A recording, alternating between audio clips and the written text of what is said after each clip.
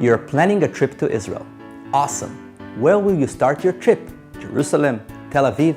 How many days should you spend in every place? Indeed, it is a critical moment in planning your trip. Hi, my name is Yariv Chen. I'm the owner of Israeli Guide and a licensed tour guide in Israel. This is my first video out of a series of 3 that deals with a very important part of your trip to Israel, planning the itinerary. One of the most common mistakes that people make when planning their trip is booking the hotels before they have an itinerary.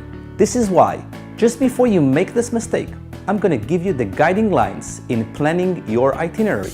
When I plan an itinerary, I divide the country to 3 touring areas that are relevant to my accommodation: center, north, and south.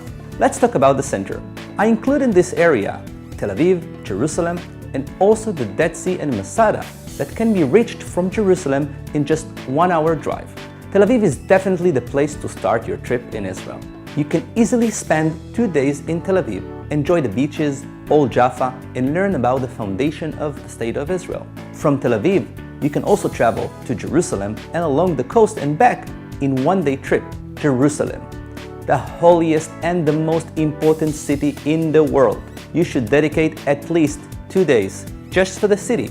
You can stay longer if you wish to visit close places such as Masada, Judean Desert, Dead Sea, Lowland, and Bethlehem. The north of Israel includes the Galilee and the Golan Heights. This region is full of historical and biblical sites, amazing landscape, hikes, adventure activities, and unique food.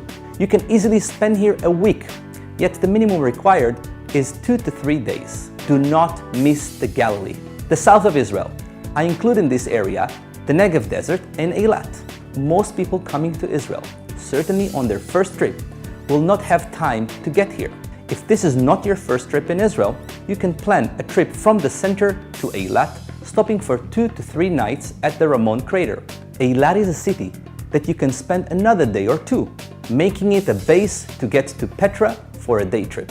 So summarizing it, for an 8 to 10 days trip in Israel, you can start with 2 to 3 days in Tel Aviv, you continue to the Galilee for another 3 days, and you end in Jerusalem for the last 3 to 4 days, including Masada and the Dead Sea.